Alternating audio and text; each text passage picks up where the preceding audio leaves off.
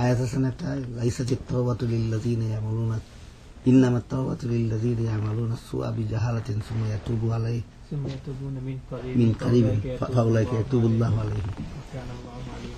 এই আয়াতটা পড়া যাবে কোন দিকে? এটা কোন জায়গা? সূরা নিসা।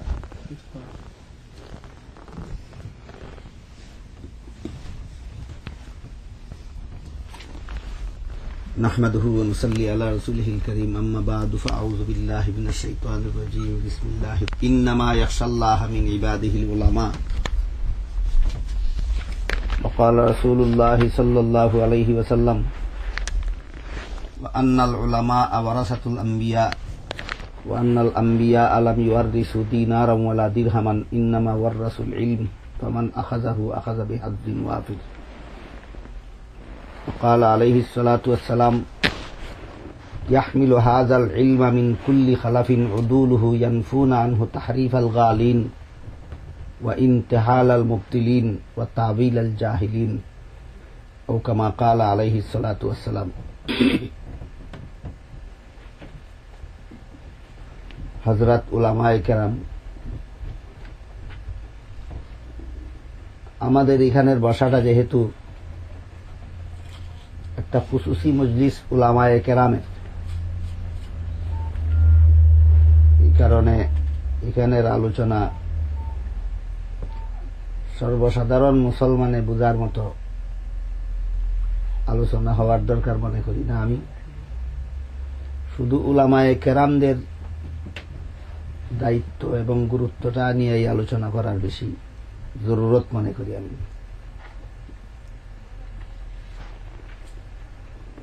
সব সমাজের জন্যই যেমন ভাবে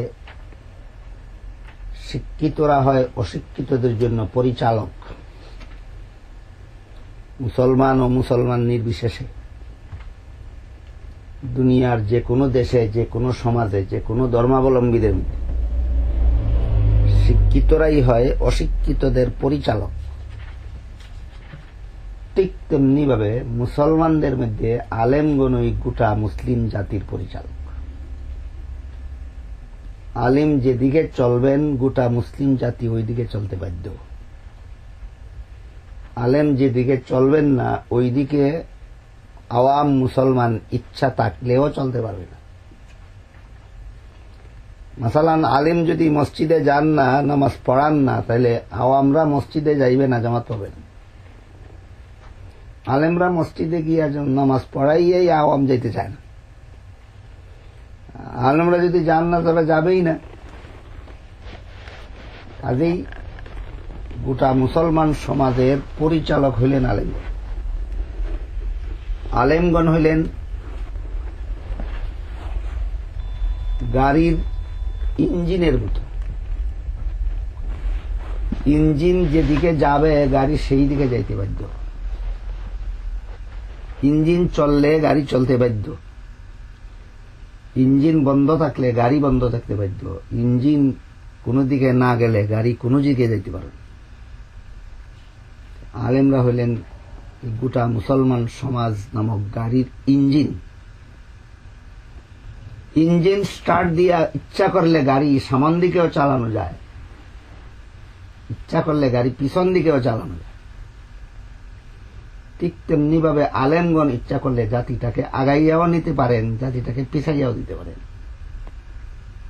যা আলেমদের ইচ্ছার উপর নির্ভর করে। আলেম যদি হকপন্থী হন, হক্কানি হন, তাহলে জাতি নামের গাড়িটারে তরক্কির দিকে আগাইয়া নিয়ে যাবেন। আলেম যদি ভ্রান্তপন্থী হন, বাতিল হন, উলামায়ে সু যদি হয়, তাহলে জাতি নামের গাড়িটারে পিছন দিকে নিয়ে যায়, অবনতির দিকে নিয়ে যাবে। স্বাভাবিক এই নিয়মের ব্যতিক্রম হওয়ার কল্পনাও করা যায়। মুসলিম জাতির উন্নতির জন্য হক্কানি উলামায়ে কেরামের দরকার। হক্কানি উলামায়ে কেরাম ছাড়া আলেমরা যদি উলামায়ে সু হইয়া যায়, বাতিলপন্থী হইয়া যায়, এই মুসলমান জাতি নামক গাড়িটা পিছন দিকে যাইতে বাধ্য। এটা সামন দিকে যাবে দূরের কথা, দাঁড়াইয়াও থাকতে পারবে না, পিছন দিকেই যাবে। এই জন্য আলিম সমাজ যে জাতির পরিচালক, এই বিষয়টা আমাদের সকলের অন্তরের অনুভূতিটা আসতে হবে। আমরা প্রত্যেকেই মনে করতে হবে আমি একজন ড্রাইভার, আমার অধীনে গাড়ি আছে, প্যাসেঞ্জার আছে, এই এরা কোন দিকে যাবে না যাবে এটা নির্ভর করে আমার হাতে। সুতরাং আমার এই গুরু দায়িত্বটা পালন করতে হবে, প্রত্যেক আলেমের এই দায়িত্ব বোধ থাকতে হবে। বাকি রইল আলেম কাকে বলে। সমাজের দৃষ্টিতে আলেম একরকম, আল্লাহর দৃষ্টিতে আলেম আর একরকম। সমাজের পরিভাষায় আলিমের ডেফিনেশন একরকম, আল্লাহর দৃষ্টিতে আলিমের ডেফিনেশন একরকম। সমাজের দৃষ্টিতে আলিমের ডেফিনেশন হল কুরআন হাদিসের এলিম যাদের কাছে আছে তারা আলিম। যাদের কাছে কুরআন হাদিসের এলিম নাই তারা আলেম না। সমাজে বাস এই পর্যন্তই আলেম চিনে, সমাজে এর চেয়ে বেশি আলেম ছিলেন না। বরং অশিক্ষিত সমাজে এতটুকু আলিমও ছিলেন না। কোরআন হাদিসের এলিম তার কাছে আছে কি নাই এই মাপকাঠি দিয়েও আলেম ছিলেন।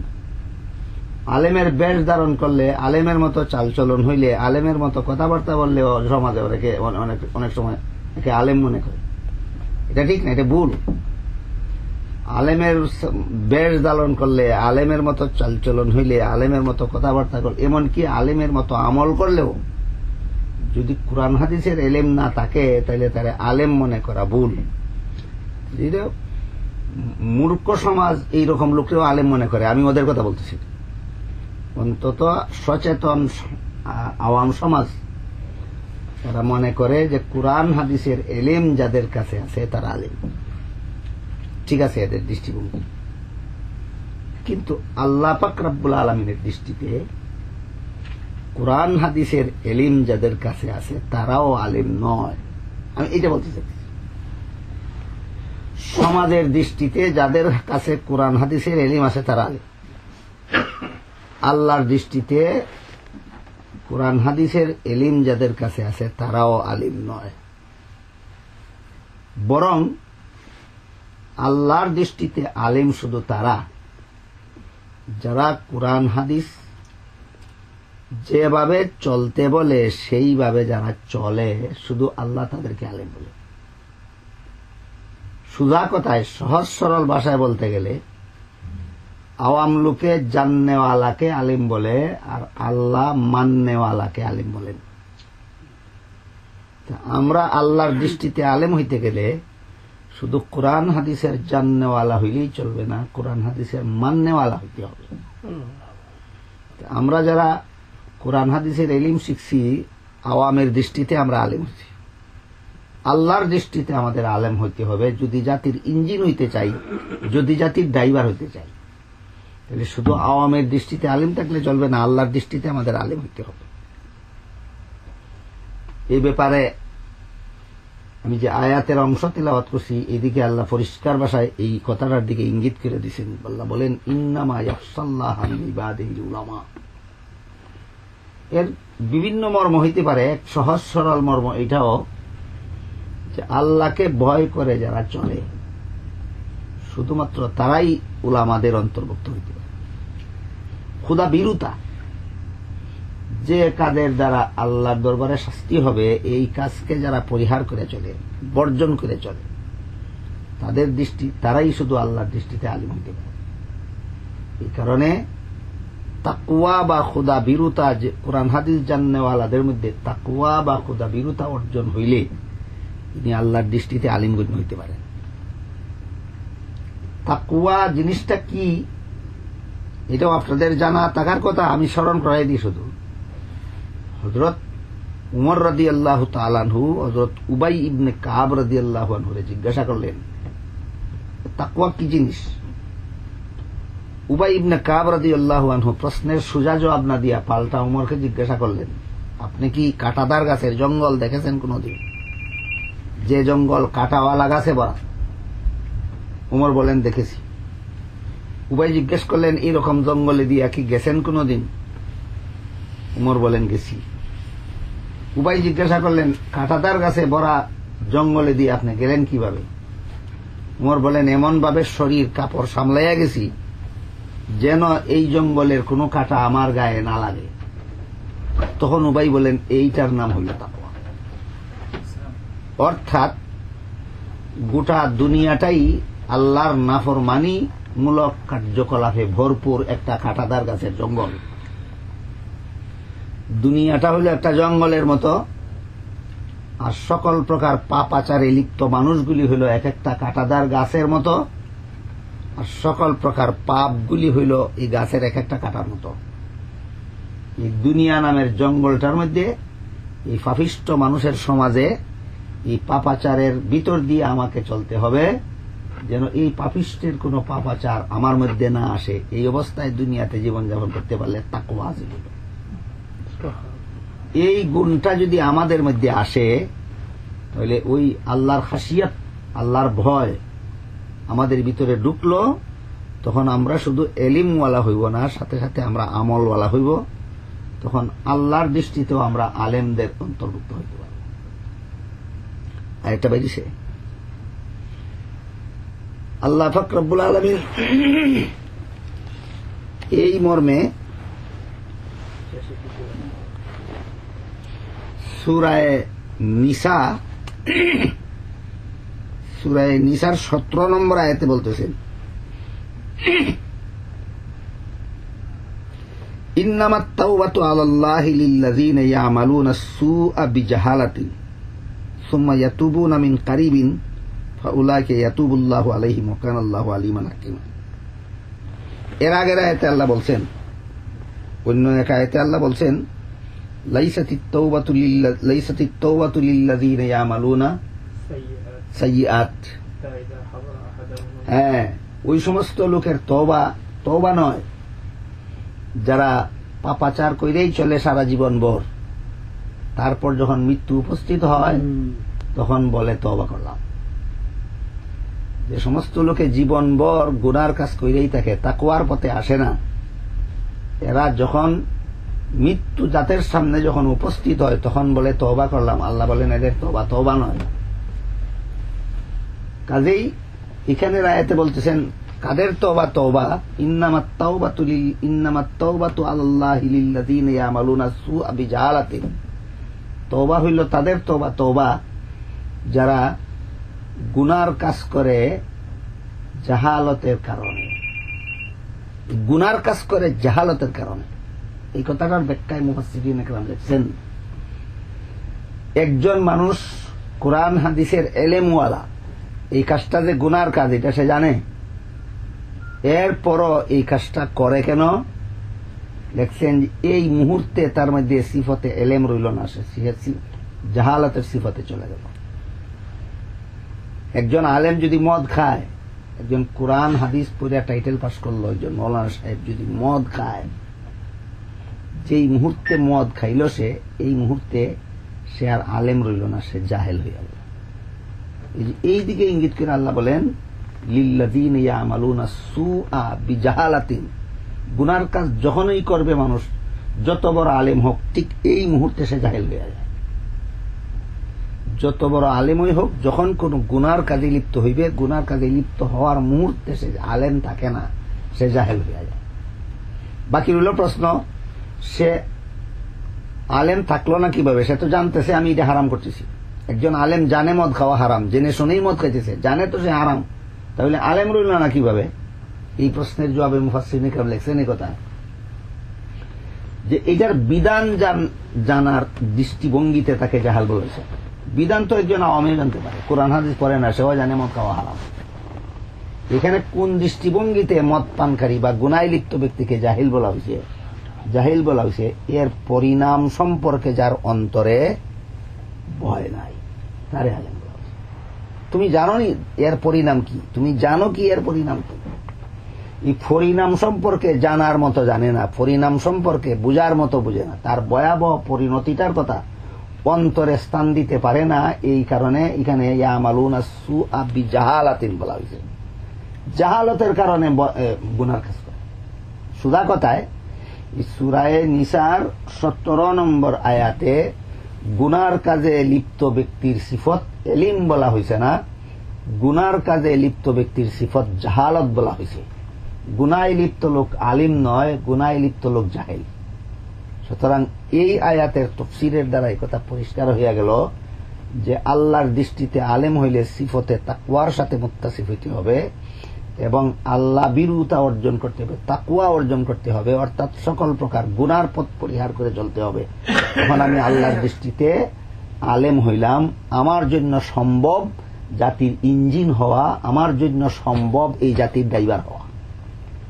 কাজেই এটা সহজ ব্যাপার নয়। আমি আনুষ্ঠানিকভাবে কোনো প্রতিষ্ঠানে লেখাপড়া করলাম, ধারাবাহিকভাবে কিতাবগুলি শিখলাম, পড়াগুলি শিখলাম, পরীক্ষা দিলাম, আর পরীক্ষায় পাস করে একটা সার্টিফিকেট নিয়ে গেলাম, বস আমি জাতির কর্ণধার হয়ে গেলাম। ব্যাপারটা এরকম নয়, এটা সম্ভবপর নয়। মাদ্রাসায় আনুষ্ঠানিক লেখাপড়া করে টাইটেল পাস করে মৌলানা সাহেব হয়ে যাও খুব সহজ ব্যাপার, কিন্তু যে আলেম হইলে জাতির চালক হবে ওই আলিম হওয়া সহজ ব্যাপার না। এইটা শুধু আনুষ্ঠানিক এলিমের দ্বারা হয় না, এটা খুদা বিরুতার দ্বারা হয়। এই জন্য আমরা যে আলেম সমাজ, যে আমরা জাতির পরিচালক, সত্যিকারের অর্থে আল্লাহর দৃষ্টিতে আমাদের আলিম হইতে হবে, তখন আমরা জাতির পরিচালক হইব। এবং ওইটা অর্জন করার একমাত্র পথ হইল খুদা বিরুতার পথ, তাকওয়ার পথ, সকল প্রকার গুনাহ পরিহার করিয়া জীবনযাপনের পথ। এই পথটা অবলম্বন করলে আমরা ওই আলেম হইলাম যে আলেমগণ সমাজের পরিচালক, যে আলেমগণ গোটা বিশ্বের মুসলমান নয়, সমস্ত বিশ্ববাসী মানুষের জন্য ওই আলেম সমাজ হবে পরিচালক। এই জন্য আমাদের সর্বপ্রথম দায়িত্ব হইল এটা। দ্বিতীয় কথা হইল আমরা যে সমাজে আসছি বর্তমান দুনিয়াতে, এই সমাজে সকল প্রকার ক্ষুধাদ্রোহিতার বন্যায় প্লাবিত, বন্যায় ভাসিয়া যেতেছে দুনিয়াটা ক্ষুধাদ্রোহিতায়। শুধু ক্ষুধাদ্রোহিতা না, মানবতা বিধ্বংসীও। যে সমস্ত পাপাচারের দ্বারা মানবতা ধ্বংস হয়, মানবতা রক্ষা হয়, এই সমস্ত পাপাচারের বন্যায় গোটা দুনিয়াটা প্লাবিত। যে সমস্ত কাজের দ্বারা আল্লাহ নারাজ হন, আল্লাহর নাফরমানি কাজের দ্বারা দুনিয়াটা প্লাবিত। এই যে একটা বৈরী পরিবেশে, একটা প্রতিকূল পরিবেশে আমরা এই দুনিয়াতে আসলাম, এখানে আসার পরে যদি আগে নিজেকে গঠন করে নিতে পারি, নিজেকে যদি আমি আল্লাহর দৃষ্টিতে আলেম হিসাবে সাব্যস্ত করে নিতে পারি, সাথে সাথেই প্রশ্ন আসবে যে এই বৈরী সমাজে আমার দায়িত্ব কি? এই সমাজে, এই উল্টা সমাজে যে আমি আসলাম, যে সমাজের প্রতি লাখের 99,999 জন মানুষ মানবতা বিধ্বংসী কাজে লিপ্ত, আল্লাহর নাফরমানিতে লিপ্ত, এই সমাজে আমার করণীয় কি? 2 নম্বর দায়িত্ব। প্রথম দায়িত্ব হইল আমার আল্লাহর দৃষ্টিতে আমি নিজেকে, আমাকে আলিম হিসাবে প্রতিষ্ঠিত করে নিতে হবে। এটার পথ হইল এটা।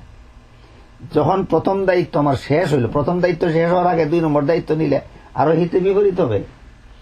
যেই ব্যক্তি মেডিকেল কলেজে লেখাপড়া করলো না, ডাক্তারি সার্টিফিকেট লাভ করলো না, এই ব্যক্তি যদি চিকিৎসক সাজে, তাইলে তার হাতে রুগীদের যেমন 12টা বাজতে বাধ্য, ঠিক তেমনি ভাবে যারা সমাজের দৃষ্টিতে আলেম হইল কিন্তু আল্লাহর দৃষ্টিতে আলেম হইল না, এরা যদি হাদিয়ে কৌম সাজে, এদের হাতে কৌমের সেই রকম 12টা বাজতে বাধ্য। এটা সহজ ব্যাপার। এটা এমন একটা কঠিন ব্যাপার না যেটা লেকচার বক্তৃতাতে বুঝাইতে হয়। এটা একটু সামান্য একটু মানে কমন সেন্স থাকলেই বোঝা যায় যে এই জাতি এই আলেমের হাতে ধ্বংস হইতে বাধ্য। সুতরাং আমরা প্রথম দায়িত্ব হলো যে আমরা যেন দায়িত্ব পালনের যোগ্যতা অর্জন করে নিতে পারি, আল্লাহর দৃষ্টিতে যেন আমরা আলেম হতে পারি। এটা প্রথম দায়িত্ব। প্রথম দায়িত্ব পালন না করে যদি কেউ হাদিয়ে কৌম সাজে, তাহলে তার এদের অবস্থা বর্ণনা করে এক কবি বলছেন, হুদাতুদ্দিন কাদ যাল্লু, হুদাতুদ্দিন কাদ যাল্লু ফাকাদ বানাত খাসারাতুহুম ওয়া বাউদ্দিন বিদ্দুনিয়া ফামা রাবিহাত তিজারাতুহুম। যারা ছিল হাদিয়ে কওম তারাই গুমরাহ হয়ে গেছে, আর তাদের গুমরাহির কারণে তাদের ক্ষতিগ্রস্ততা প্রকাশ হয়ে গেছে সমাজে। ওয়া বাউদ্দিন বিদ্দুনিয়া, এরা দিন বিক্রি করে ফেলাইছে দুনিয়ার বিনিময়ে। এরা দুনিয়া কিনে আর নিজের দিন বেচে। উলামায়ে সুর কাজে আমি যদি উলামায়ে সুর দপ্তরে নাম লেখাই তাহলে আমার কাজই হবে আমার দিন বিক্রি করা আর দুনিয়া খরিদ করা, দুনিয়াদারদের দরবারে চাপলুসি করা, দুনিয়াদারদের তলফিবাহক হওয়া, দুনিয়াদারদের খুশামত তুষামত করা, আর আমার দিন তার কাছে বিক্রি করিয়া দিয়া তার দুনিয়া আমার গ্রহণ করা। অথচ এটা কখনো সম্ভব নয়। যার সমস্ত মানুষ দিন নিয়ে দুনিয়াদারদের কাছে যায় এই উদ্দেশ্যে যে তার দুনিয়া আমি নেব আর আমার দিন তাকে দেব, এই উদ্দেশ্যে যে সমস্ত দিনদারেরা দিন নিয়ে দুনিয়াদারের কাছে যায়, এরার এই উদ্দেশ্য বিফল যাইতে বাধ্য। কিরকম? দুনিয়াদারেরা এদের কাছ থেকে দিন গ্রহণ করে না, বরং দুনিয়াদারদের দুনিয়ার একটা অংশ এই সমস্ত আলেমদেরকে দিয়া এদের দিনটা গ্রহণ করে না, এদের দিনটা খরিদ করে ফেলে। গ্রহণ করা আর খরিদ করা এক জিনিস না। আমি দুনিয়াদারদের কাছে গেলাম, গিয়া বললাম যে ভাই নামাজ পড়ো, নামাজ না পড়লে জাহান্নামে যাবে। ওই লোকে আমারে মোটা অঙ্কের কিছু টাকা হাদিয়া দিয়া বলল যে নামাজ না পড়েও না যাতে কোনো পথ আছে কিনা ওইটা বলেন। তখন যদি আমি বলি হ্যাঁ নামাজ না পড়েও আল্লাহ, নামাজ না পড়লেও আল্লাহ মাফ করে দিতে পারে, ওই টাকা নিলাম তার কাছে, ইয়া তার দুনিয়া আমি গ্রহণ করলাম, কিন্তু আমার দিন তারে গ্রহণ করাইলাম না, বরং আমার দিন তার সাথে বিক্রি করে দিলাম। এটাই হয় দুনিয়াদার আলেমদের পরিণতি। নিজেদের দুনিয়াদারদের কাছ থেকে কিছু দুনিয়া গ্রহণ করতে পারে, কিন্তু নিজের দিন তাকে গ্রহণ করাইতে পারে না, বরং এই দুনিয়ার যে অংশ গ্রহণ করলো তার কাছ থেকে এর বিনিময়ে নিজের দিন তাকে বিক্রি করে দেয়। 96 সনে আমি কুয়েত গেছিলাম, তখন এখানে এক শেখ আমাদের কইল যে আমাদের অফিসে আসেন, এসে শুধু একটা কথা বলবেন যে আমি কোনো মজা মানি না। আমি জিজ্ঞেস করলাম এই কথাটা বললে কি হবে? বললো এই কথাটা বললে আপনি সারা জীবন ভর বিনা পয়সায় ফ্রি টিকিট পাইবেন, কুয়েতে আসতে পারবেন প্রতি বছরে। আপনি যত লাখ টাকায় মসজিদ বানাইতে চান টাকা অফিস বহন করবে, যত কোটি টাকায় মাদ্রাসা বানাইতে চান টাকা অফিস বহন করবে, আপনি যত কোটি টাকার বাড়ি বানাইতে চান আমাদের অফিস থেকে এই টাকাগুলি বহন করা হবে। আমি বললাম তখন তো তোমার কাছে আমার দিন বিক্রি করে দিলাম, দিন বিক্রি করে দিলে আমি মসজিদ দিয়ে কি করবো, মাদ্রাসা দিয়ে কি করবো, আমি বাড়িতে থেকে কি করবো? তার দাম আমি গ্রহণ করে আমি তারা বেশি যাইনি। এই ঘটনাটা এই জন্য বললাম যে দিন বিক্রি কোন জিনিসটাকে বলে, যে আমার দিন তারে গ্রহণ করাইতে পারলাম না, বরং তারেও বদ্দিন বানাইলাম আর আমার দিনেরও নোকসান ঘটাইলাম শুধু দুনিয়ার লোভে পড়ে। এই কারণে উলামায়ে সুর দফতরে নাম লেখাইলে আমি যদি আল্লাহর দৃষ্টিতে আলিম হইতে না পারি, তাহলে অথচ আমি যদি হা দিয়ে কম বনি, তাহলে এইরকম দিন বিক্রি করনেওয়ালা ছাড়া আমার দ্বারা আর কিছু হওয়া সম্ভব হবে না। এই কারণে আলেমদের জন্য প্রথম দায়িত্ব হলো যে আমি টাইটেল পাস করছি, সমাজের দৃষ্টিতে আলিম হয়েছি, এটা আমার প্রথম দায়িত্ব আদায় হয়েছে না। আমার প্রথম দায়িত্ব হলো আমি আল্লাহর কাছে যেন আমি আলিম হতে পারি প্রথম। তারপরে হইল 2 নম্বর দায়িত্ব, এই বৈরী পরিবেশে যে আমি আসলাম, যে দুনিয়াতে লাখের মধ্যে নয় কোটির মধ্যে 99,99,999 জন মানুষ মানবতা বিরোধী এবং ক্ষুধা বিরোধী, এই সমাজে আমার করণীয় কি? এখানে আমার 2টা করণীয় আছে। এই 2টা করণীয় আলেম, প্রথম দায়িত্ব হল আমি আল্লাহর কাছে আলিম হইয়া যাওয়া, তারপরের 2টা দায়িত্ব যদি আমি পালন করতে পারি, তখন এই বৈরী পরিবেশেও আমি আমার এই আবহাওয়ার বিপরীতে চলনেওয়ালা আমিও থাকতে পারবো এবং একটা সমাজকে আমি এই বৈরী হাওয়ার বিরুদ্ধে চলনেওয়ালা বানাইতে পারবো। পরবর্তী 2টা দায়িত্ব, একটা দায়িত্ব হইল নিজেরা হকের উপর অটল থাকতে হবে, কোনো অবস্থায় কোনো বাতিলের সাথে আপোষ করা যাবে না, যে কোনো কিছুর বিনিময়ে বাতিলের সাথে আপোষ করা যাবে না।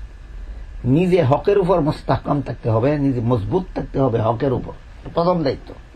এটা সহজ ব্যাপার না। যে সমাজের বেশিরভাগ মানুষ হকপন্থী, এই সমাজে হকের উপরে অটল থাকা কোনো ব্যাপার হয় না। কিন্তু যে সমাজের বেশিরভাগ মানুষ বাতিলপন্থী, ক্ষুধাদ্রোহী, মানবতা বিরোধী কাজে লিপ্ত, এই সমাজে নিজে নিজে হকের উপর থাকা সহজ ব্যাপার নয়। হাদিসে আছে জ্বলন্ত আঙ্গার হাতে নিয়ে বসে থাকার মতো হকের উপরে অটল থাকা কঠিন হবে। এই 2 নম্বর কঠিন দায়িত্বটা হইল আলেম সমাজের প্রথম দায়িত্বটা যারা পালন করতে পারছেন তাদের জন্য। নিজেরা হকের উপরে অটল থাকতে হবে, কোনো ছিদ্র দিয়ে যেন বাতিল আমার মধ্যে প্রবেশ না করে, কোনো কিছুর বিনিময়ে কোনো বাতিলের সাথে যেন আমি আপোষকামী না হই। এই প্রথম এই দ্বিতীয় 2 নম্বর দায়িত্ব নিজেকে এইভাবে ইস্পাত কঠিন বানায় নিতে হবে বাতিলের মোকাবেলায়।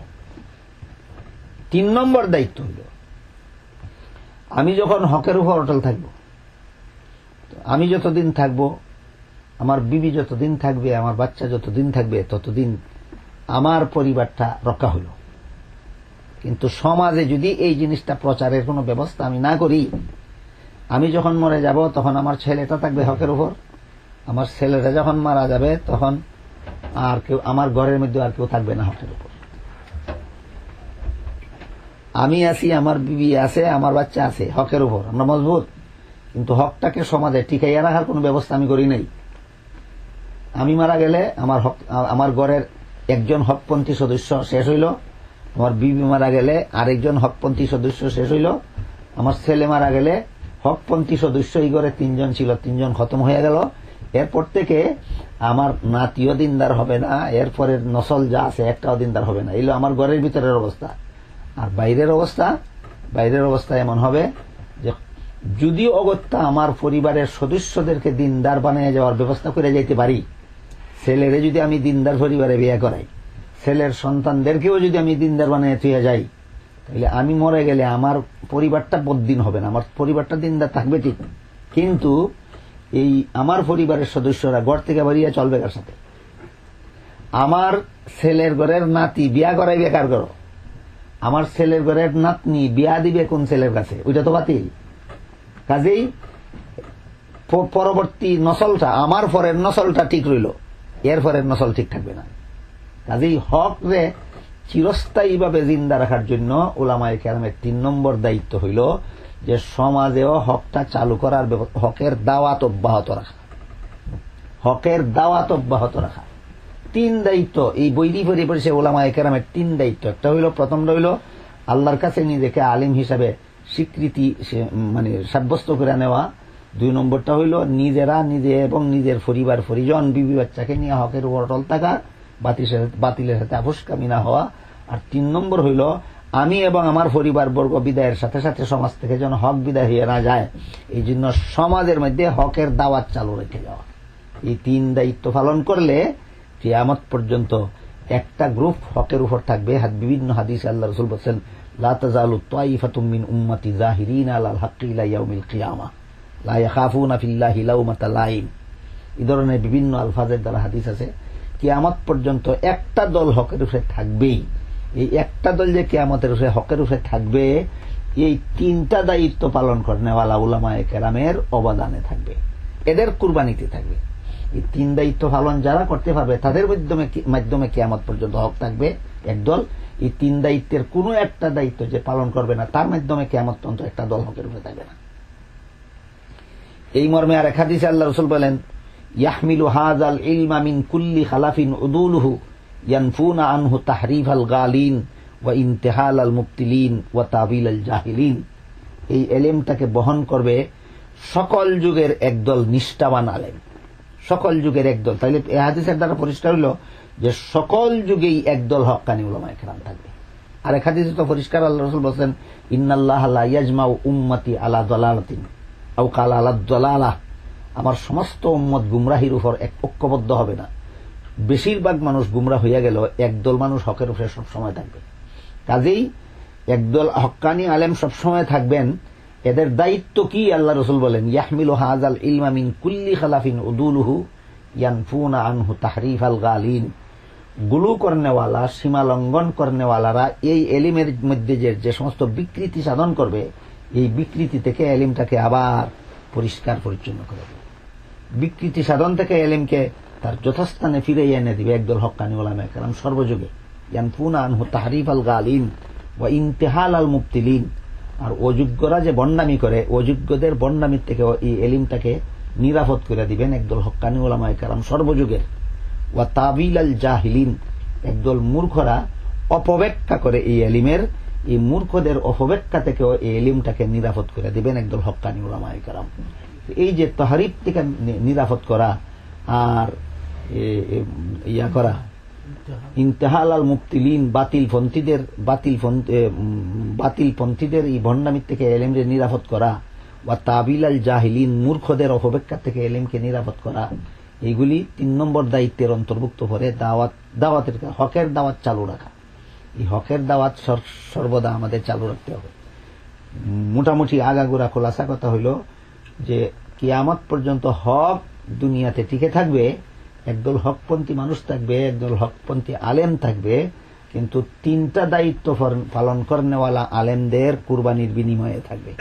এক দায়িত্ব হল আমরা আল্লাহর কাছে নিজেদেরকে আলেম হিসাবে স্বীকৃতি লাভ করতে হবে। দ্বিতীয় দায়িত্ব হল হকের উপর নিজেরা অটল থাকতে হবে। তৃতীয় দায়িত্ব হল হকের দাওয়াত চালু রাখতে হবে। আল্লাহ আমাদের তৌফিক দান করুন, আমিন। সুবহান রাব্বিকা রাব্বিল ইজ্জাতি আম্মা ইয়াসিফুন ওয়া সালামুন আলাল মুরসালিন আলহামদুলিল্লাহ।